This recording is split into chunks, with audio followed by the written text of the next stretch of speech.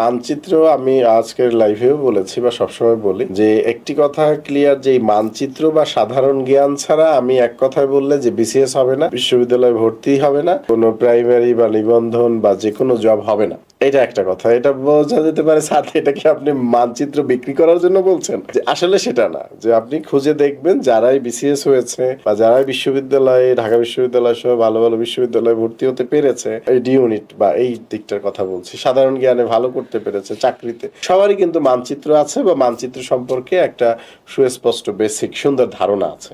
এইটা ছাড়া কিন্তু তারা এই চাকরিতে বা বিশ্ববিদ্যালয়ে ভর্তিতে সফল হবে না। কেন হবে না? কারণ এই সাধারণ জ্ঞানের সাথে বাংলাদেশ মানচিত্র বা বিশ্ব মানচিত্র ওতপ্রোতভাবে জড়িয়ে আছে। প্রথমে যেমন বাংলাদেশের যে ভৌগোলিক সীমা, একটি প্রশ্ন আসে, বাংলাদেশের ভৌগোলিক সীমাকে যারা জানে না, এই অক্ষাংশ কি, দ্রাঘিমাংশ কি বা কোন রেখা, তার তো আন্দাজে মুখস্থ হবে, করতেই হবে। হ্যাঁ, বাংলাদেশের যে সীমানা 88°01' পূর্ব দ্রাঘিমা থেকে 92°41' পূর্ব দ্রাঘিমা পর্যন্ত, 88°01 থেকে এরকম, ঠিক আছে।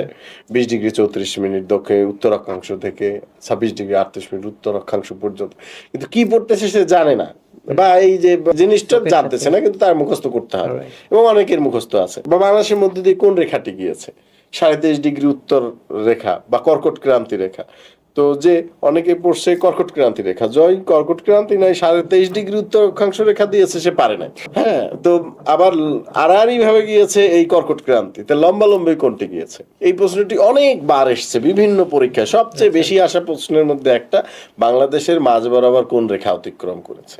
এইটা হচ্ছে কর্কট ক্রান্তি রেখা, 23.5° উত্তর অক্ষাংশ রেখা। এখন যে আসলে জানে না যে কর্কট ক্রান্তি কি, উত্তর অক্ষাংশ কি, হ্যাঁ, তার পক্ষে তো মুখস্থ করা ছাড়া এটা বুঝবে না। এবং যখন এক্সামিনার প্রশ্নটা ঘুরিয়ে দেয় বাংলাদেশের মধ্য দিয়ে মাঝ বরাবর লম্বালম্বি কোন রেখা গিয়েছে, তখনও সে ওইটাই দাগাই আসে এবং সে ভুল করে।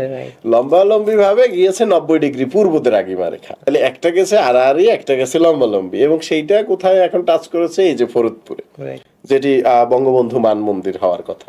তাহলে এইটার সাথে আবার রিলেটেড বাংলাদেশের সবচেয়ে উপরে কোথায়? এই যে পঞ্চগড় জেলা, টেকনাফ থেকে তেতুলিয়া, এই যে তেতুলিয়া বাংলা বান্ধা, তাহলে সেখানে সর্বশেষ পয়েন্টটা কোথায়? সেটাই হচ্ছে বাংলাদেশের এই যে জায়গির জোত 2034 থেকে 2638।